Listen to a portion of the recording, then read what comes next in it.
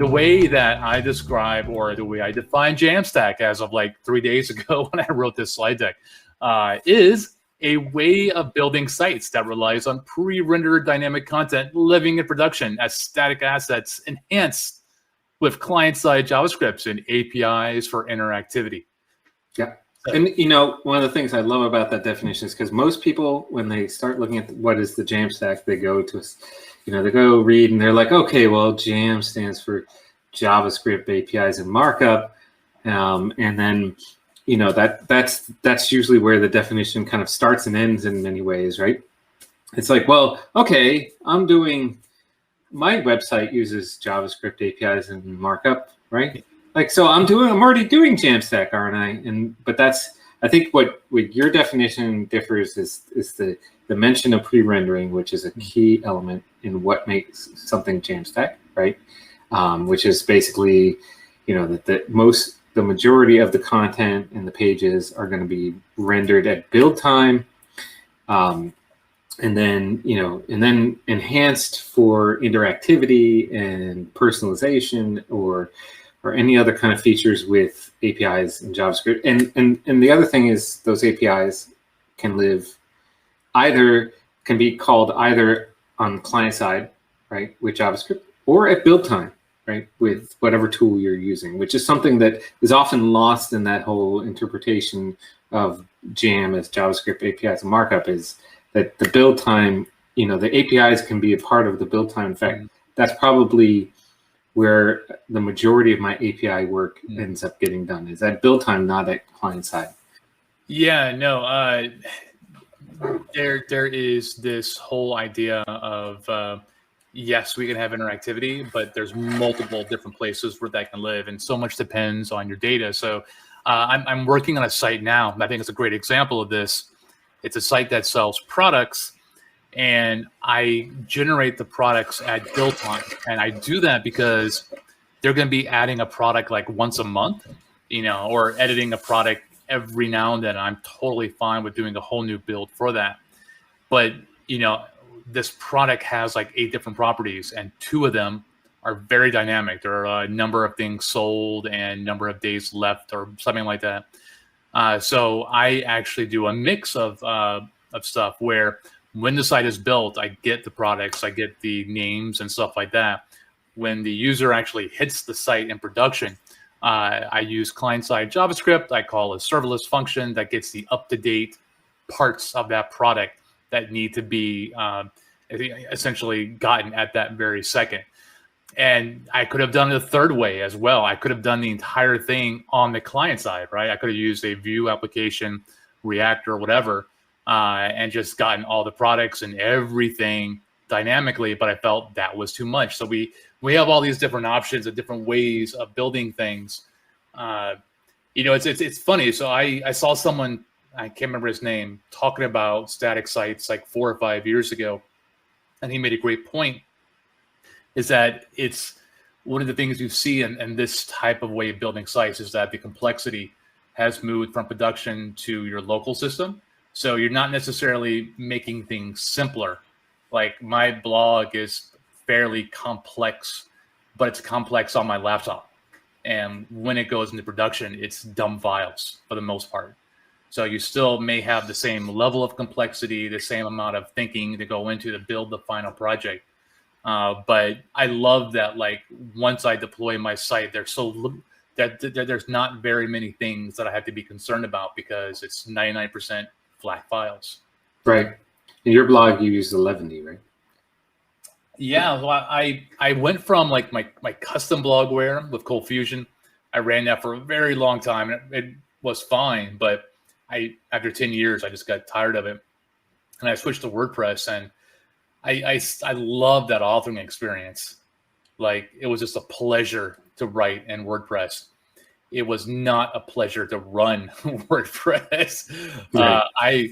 I mean, so my site gets good traffic, but not like heavy traffic. And I was shocked how fragile WordPress was out of the box. Like, basic caching and stuff was just turned off. And I get that they were maybe being conservative in terms of what they want the out-of-the-box experience to be. But for, medium-ish traffic to just crash and burn WordPress unless I spent hours tweaking it was really a big turnoff for me. It didn't make up for how pleasurable the authoring experience was. Yep. Well, and it's important to point out for people listening that it's not, the Jamstack is not like just about blogs, and it's not just about file-based content. We can do that, and in many cases, that's kind of where people get their start, right? But like, if you need that editing experience, there's a whole ecosystem of tools now that give you that editing experience. All these headless CMSs that have varying different degrees of like how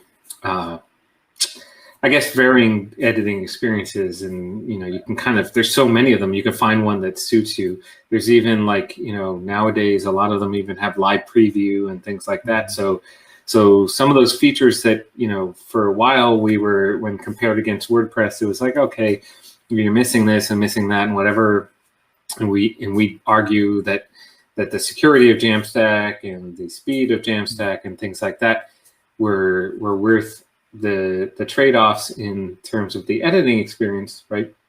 I think that's not necessarily the case nowadays, which is one of the reasons why I'm really glad we're writing this book now, because I feel like there's a much better case, much stronger case to be made for what you can do with Jamstack. What Ray and I are going to show today, I think, illustrates kind of how our approach to the book, which is that the Jamstack is not prescriptive. It's not really a stack in the typical sense where you have a set of technologies that you are, and if I use LAMP, it actually stands for the tools that you need to use to use that, right, stack. So Jamstack is more of a methodology. And one of the great things about that methodology is that it has, you have basically any tool that you can kind of fit your needs, right? Like if you like Ruby, there's tools like Jekyll.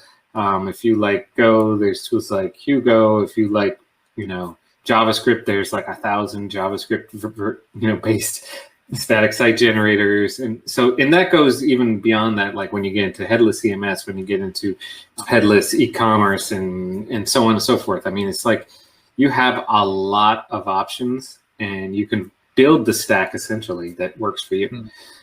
So the book kind of takes okay, we're going to talk about different types of sites and use different tools to kind of give you a flavor of what's out there. So today we're going to do that too, a little bit. Absolutely. The way that I'm going to talk about Jamstack, the example that I'm going to use is a engine called Eleventy. This is the third or fourth static site generator that I've used over the last 7 or so years. And it's absolutely my favorite right now. I go back and forth. Previously, I was really big on Jekyll. Still like Jekyll. I don't like the Ruby dependencies, especially on Windows. And before that, I was on Hugo. And that's all I'll say about Hugo. Eleventy just really, really clicked for me. And I think one of the things that Brian and I say quite a lot in our book is that this is a way to achieve a goal. And if you don't like this particular way of doing it, that's okay, because you have other options. Just like I prefer Vue over React, I know that React and Vue can do the exact same things, but I've seen React. It doesn't click with me. Vue clicks with me a lot better. Eleventy, when I first started using it, just hit all the check marks for me. It is node-based, so there's nothing weird for that in my operating system. Node just works. I could do an npm install to work with it. And it's also extremely flexible. So I have found some of the options out there are a bit more strict in terms of how you use them. For example, there was one I was using in the past where I needed to output something that wasn't HTML. I needed to output some basic JSON, and the engine made it incredibly hard to do that. It's gotten better since then, but at the time it was very frustrating. 11e is, basically do whatever you want, do it any way you want. I don't care, just make it work. And for some people, that's great. And I'm one of those people that may not be how you feel about it. But the website is 11e11ty.dev, npm install -g, etc. 11e/11e. And what I'm going to do is for the next 8 minutes or so, show just a few quick, simple examples of working with it. I will say, if you're intrigued by it, definitely feel free to reach out for me for questions. And on my own blog, which is run on 11e, I have a few posts about 11e. I think about 30 or 40 or so far. One of the things I was going to mention is just as like a second opinion on 11e, my limited experience, because you brought it up, is that some static site generators are very prescriptive about how you do things, right? And then and 11e is one that's like basically not prescriptive, as far as I can, in my limited experience with it, about anything. You just do things the way you feel like doing them, and it kind of gives you the tools to do that. Whereas like other tools say, okay, you have to put, like Jekyll, you have to put posts in this folder, and you have to put this in that folder, et cetera, right? Like 11e is just like, for largely like do things the way you like to do them, right? Yeah, and again, I appreciate that. So one thing you find common amongst every static site generator is that it will use some type of HTML meta language, some kind of a template language. So Jekyll, for example, will use Liquid. Hugo uses its own thing, right? It uses a Go templating language. Yeah. So, they all have their own syntax, and they're all, they have pluses and minuses. 11e ships with 11 different ways, 11 different template languages. And what's cool is that, I came to 11e from Jekyll. So I knew Liquid, I liked Liquid, 11e supports it. But the fact that 11e allows me to use other ones, I had specific use cases where Liquid wasn't flexible enough, and I just switched to EJS. Now, I don't like EJS. It looks like classic ASP, but it's also extremely flexible in terms of what code you write in your template.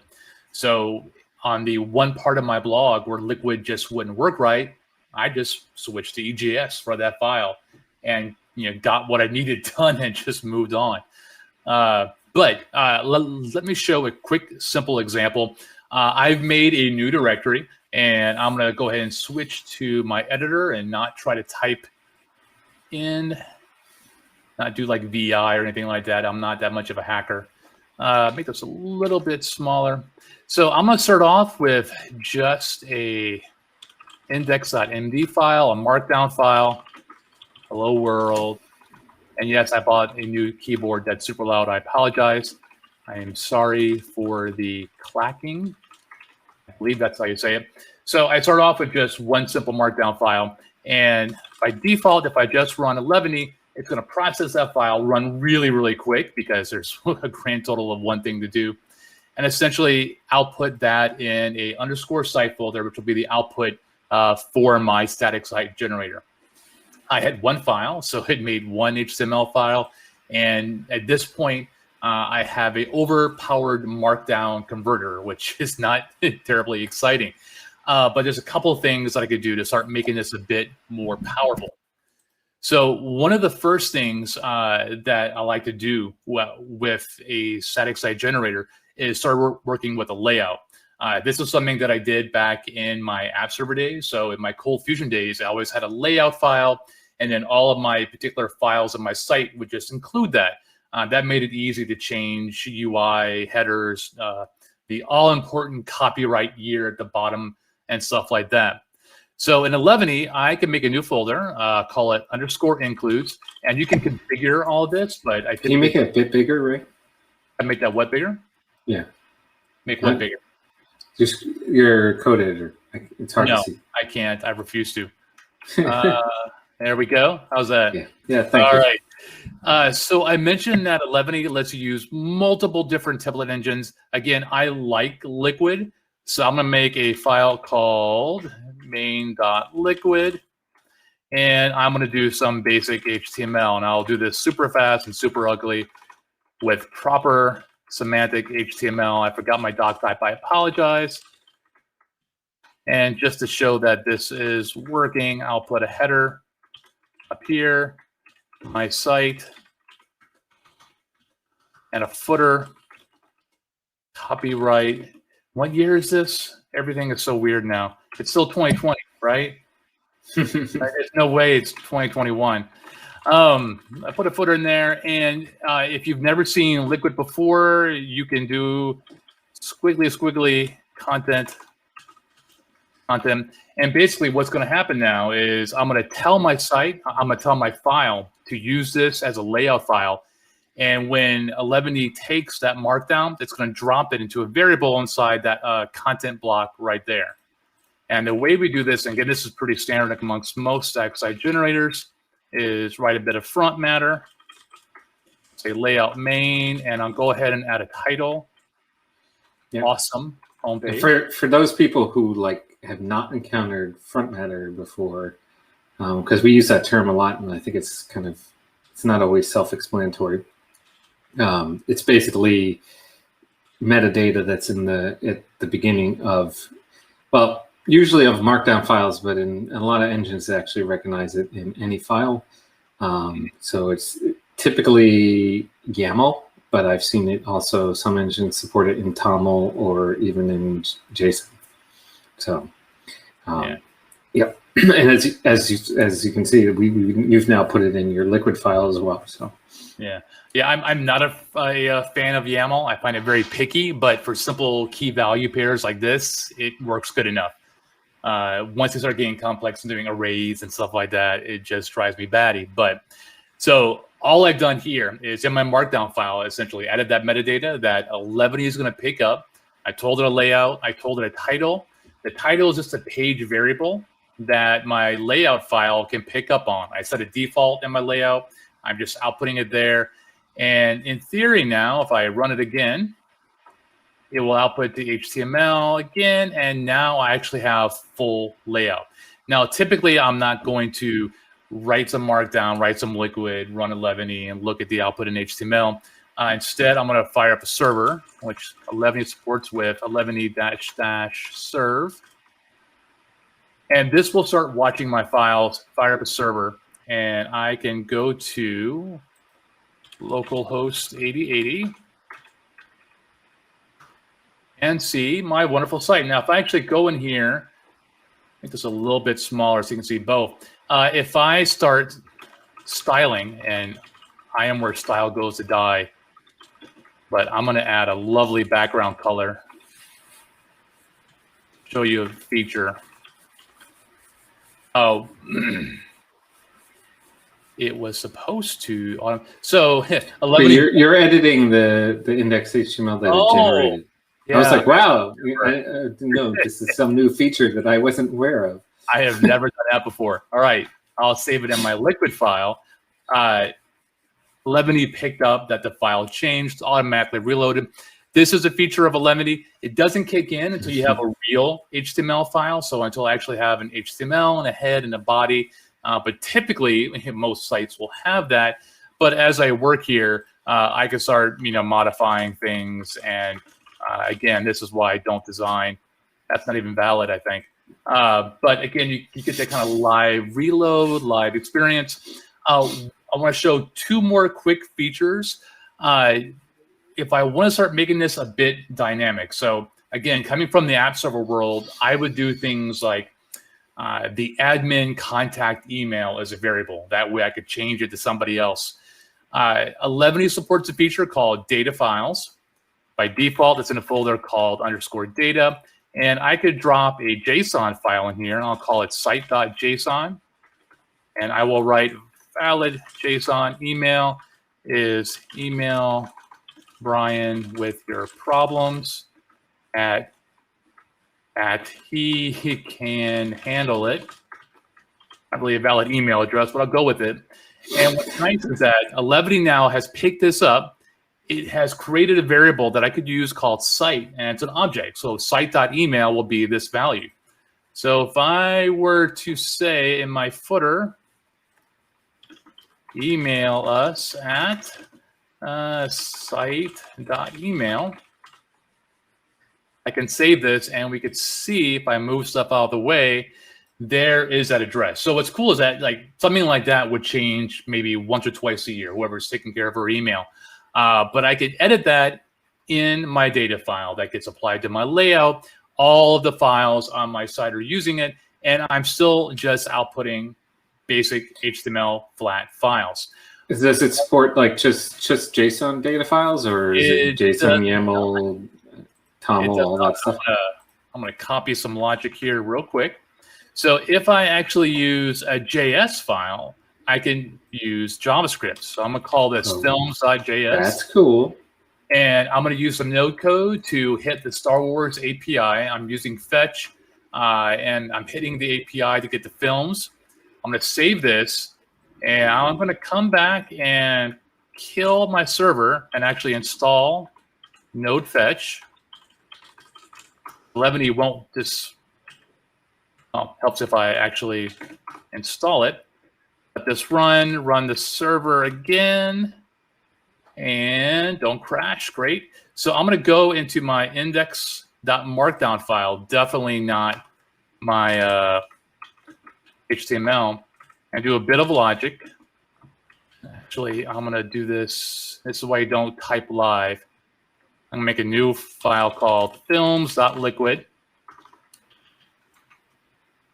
and copy the front matter. And I swear I'll be done soon, Brian, so you could show how you do it in your generator, which will be much slower, right? Not as cool as mine. Star Wars films. So I have a liquid file. I want to write a bit of logic here. Say for film and films and film.title and don't crash. Yes. All right. And now if I open up my films page, so it may not be apparently obvious what happened here, but Levity took that JavaScript file and ran it. That file called a remote API, in this case, this one to get Star Wars film. I was then able to write a little bit of logic back in here using Liquid to essentially iterate over that data. Where it came from, this file doesn't care. So if I needed static data, I could have done that as well. But right now, it just works. When I generate this output, I have, again, a flat HTML file. In my case, I'm working with Star Wars movies. They come out once every couple of years. So if I needed to, I could schedule a build of my site every day or every month or whenever that makes sense. I was talking earlier about the fact that I'm working on a site now where we do a new product maybe once a month. So I'm using logic a bit like this. It will not automatically update when a new product is released, but I could absolutely automate that or even do a simple schedule-based system. Right. That is a Levity. There's a heck of a lot more that's in here. I recommend looking into docs. Levity does pagination very easily as well, where if I wanted a page for each film, I could do that and more. I'm a huge fan. Definitely check it out, but I want to give Brian a chance to speak because I went on way too long.